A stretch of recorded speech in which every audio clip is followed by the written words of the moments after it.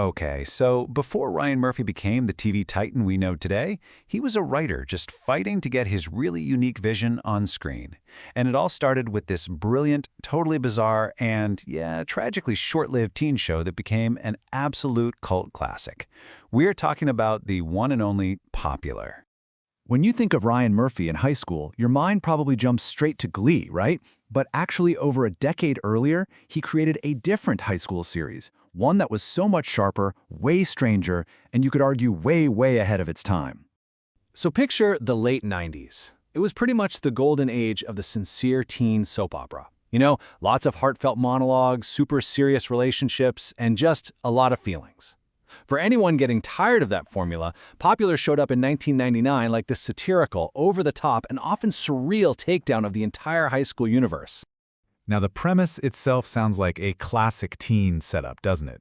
You've got the queen bee and the alt girl, total opposites, who suddenly become stepsisters. But trust me, this simple conflict was just the launching pad for one of the wildest shows of that entire era. To really get the show's chaotic genius, you have to understand its characters. They are basically walking, talking high school archetypes, but with a major twist.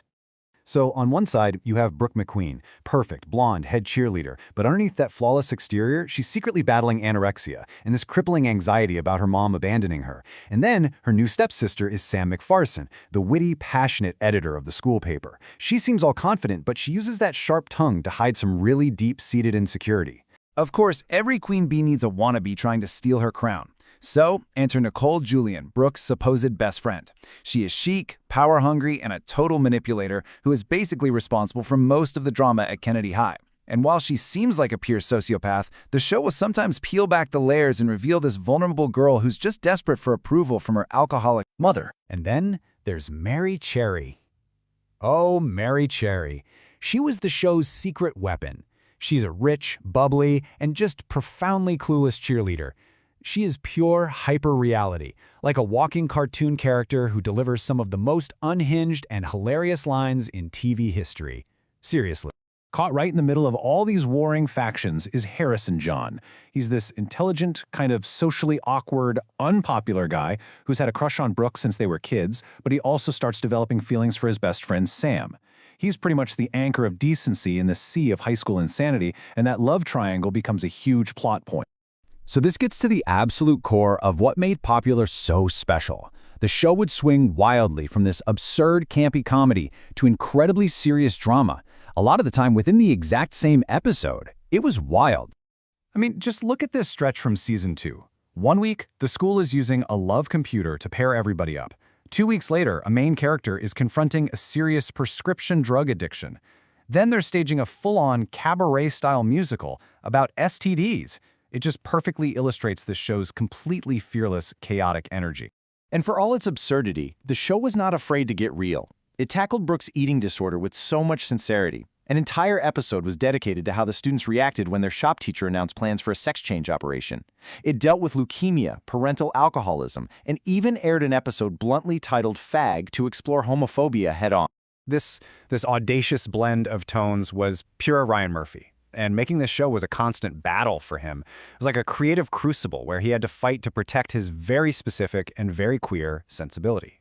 Murphy has talked a lot about receiving these just shockingly homophobic notes from network executives.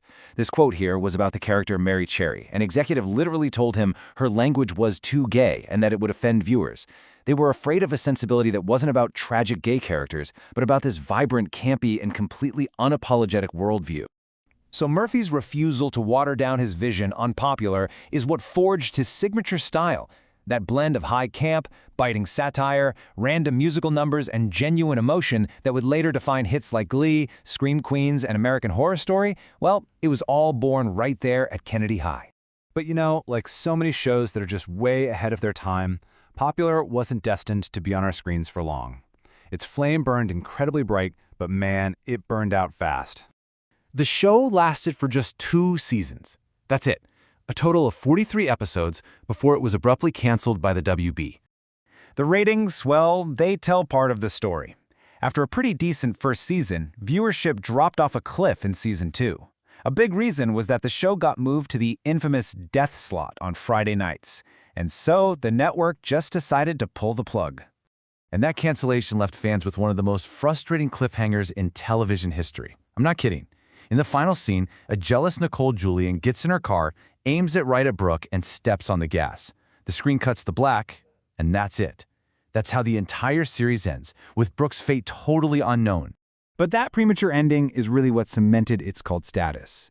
Because despite the low ratings, the show was critically recognized. It won a GLAAD Media Award and a Teen Choice Award for Breakout Show. Today, it's remembered as the proto-Glee, the bold experiment that really laid the groundwork for a whole television empire. It really leaves you with a fascinating question, right?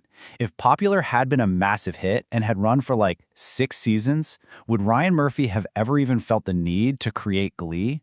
Or was the tragic, unresolved story of Kennedy High the necessary spark for the cultural explosion that came next? What do you think? If you enjoyed this little deep dive into TV history, don't forget to hit like and subscribe for more. And definitely, in the comments below, tell us your absolute favorite, most unhinged moment from Popular. Thanks for watching.